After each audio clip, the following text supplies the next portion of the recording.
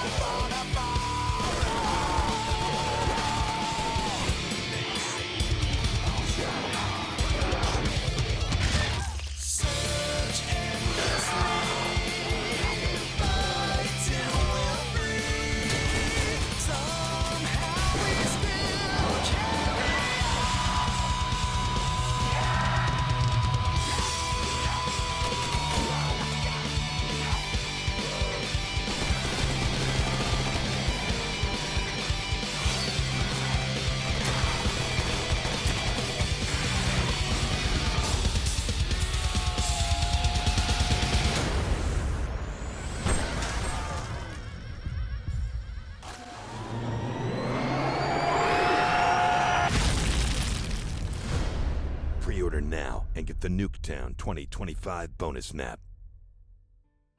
All right, so how epic was that? How epic? How epic was that, ladies and gentlemen? That was awesome.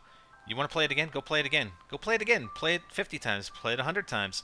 But, okay, so I'm not going to do a trailer breakdown right now. I'm going to be working on that this afternoon. What I wanted to get out to you guys was information released in an article from Joystick. I will link you to the article in the description. And they talk about zombie mode. And this was after some multiplayer hands-on. I believe this was at Tokyo Game Show. I'm not sure. TGS. Anyways, they revealed 3 modes during the preview event, detailing them in a presentation at the end of a day of multiplayer hands-on. One of these modes will be recognizable instantly to fans of regular Zombies, Black Ops, and World at War. Okay, so the first one is Transit, and we can tell some of how this has evolved from the trailer. So Transit adds scale to the original game type and acts as the primary mode for zombie players. Rather than be stuck in one location, players are free to explore a big, giant, expansive world, calling it significantly bigger than anything Treyarch has ever created. Lamia promises players playing solo or up to 4 players co-op, so there's only 4-player co-op. There's not 8-player co-op. Can traverse on foot or via the bus featured in the Zombies World Premiere trailer that we just showed. Because it's open and because there are multiple locations in this world where you can play and where the infestation is, there's different strategies about how you can approach it, he adds. It's a much bigger world with much more going on. Moving through the world in the bus has certain tactical advantages, such as speed. However, it isolates the players and can become very difficult to escape from. Going it on foot into the fog, which players can do by themselves or as part of the group, also has its perks but puts players in the middle of danger. To aid in their survival, players can collect pieces of items from throughout the world, piecing them together to create buildables. Very cool, including weapons, tools, and things to help open new areas of the world. Survival, so that was Transit mode. There's Survival mode, has the more classic Zombies vibe, where zombie aggressors attack the player within a single area from the expansive Transit world. So basically, instead of traveling from location to location that we saw in the trailer, you're actually fixated in those single locations, and it's more of the classic mode that we've come to grow and love with World at War and Black Ops. So things work relatively the same as they have in the past. Hole up, fortify your location, and venture out to grab bonuses scattered throughout the environment when you find the right moment. Survival areas are carved out of the Tranzit world and customized by Treyarch to act much like dedicated maps. Though Lamia wouldn't give an exact number, he promised players will have access to multiple areas in Survival that are designed to be played as a standalone section, solo or as a 4-player co-op experience. These areas feature the same gameplay zombie fans are used to, including magic items and pack-a-punch machines. So that's Survival game mode. Grief is a new mode, and I know I'm just replaying the trailer. What the hell? I'll just replay the trailer just with the sound down for you guys while I'm reading about this stuff. Grief is a new mode available for up to 8 players that takes the concept of survival and adds a competitive twist. In this mode, 2 teams of 4 players, so this is where the 4v4 or 8-player competitive comes in, excuse me, are dropped within the zombie-infested Tranzit world and must outlive the opposing team. This is what I've called in the past 4Z4. It's not 4v4, it's 4Z4.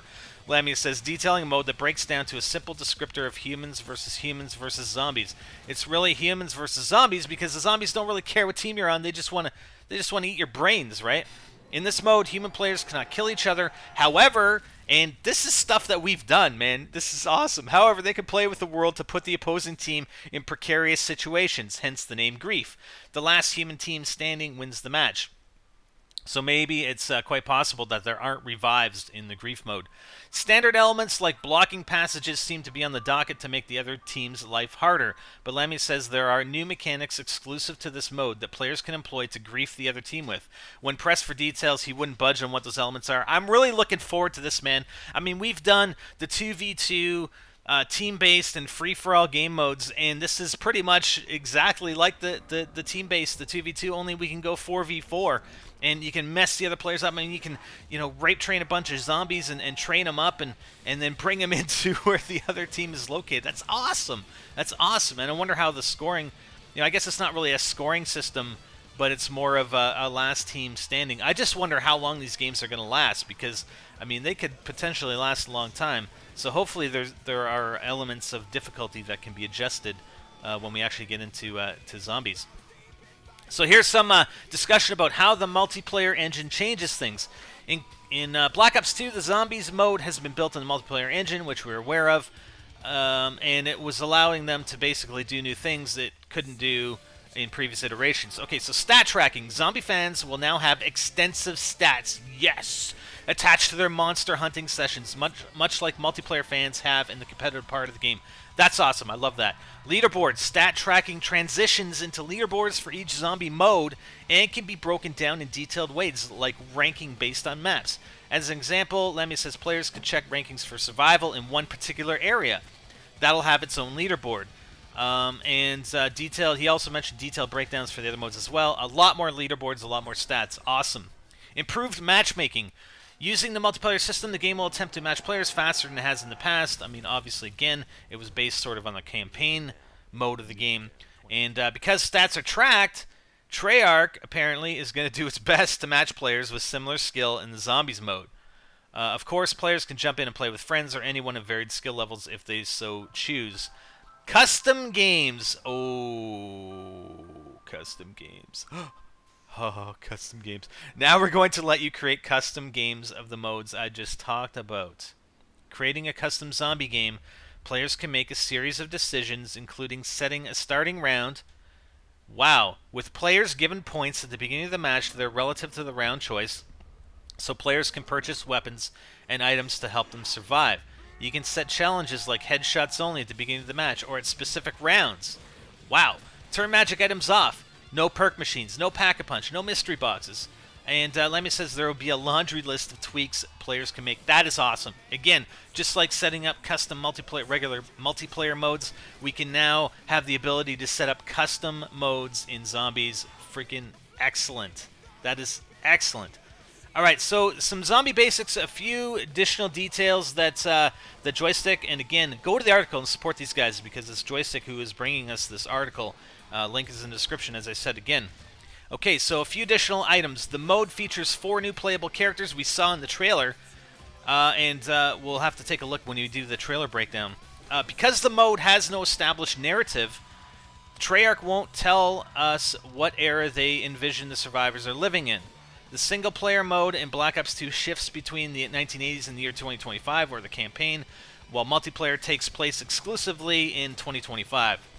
While some weapons in the trailer actually point us to a future timeline from what it looked like, he tells Lamia basically states the date remains a mystery as it's part of the narrative fans are creating for the mode.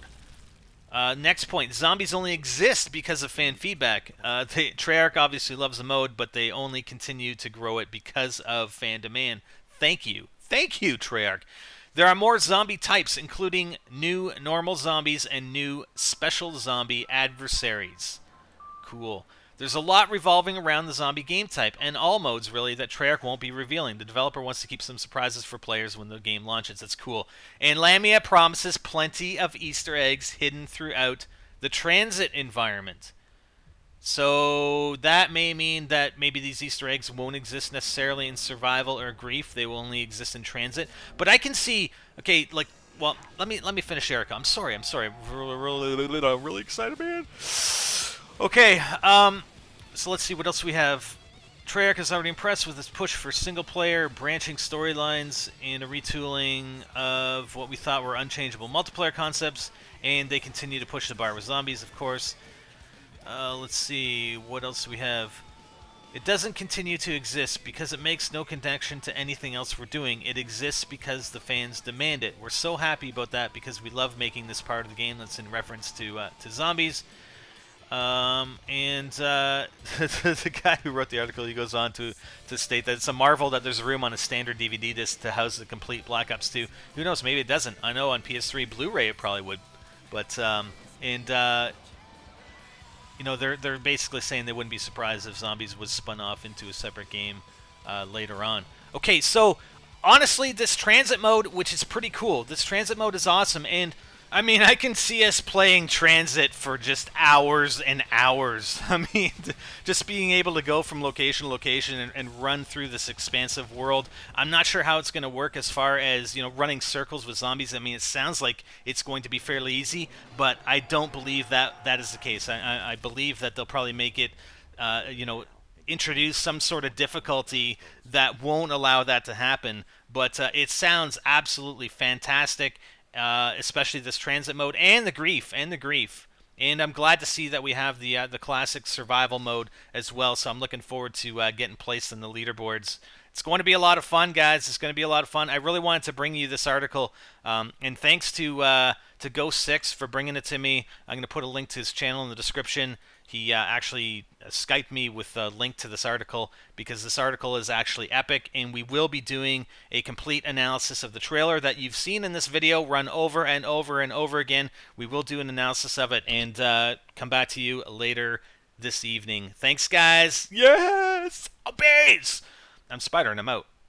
Hey, you know what the hell? Let's run the trailer one more time. I'm out.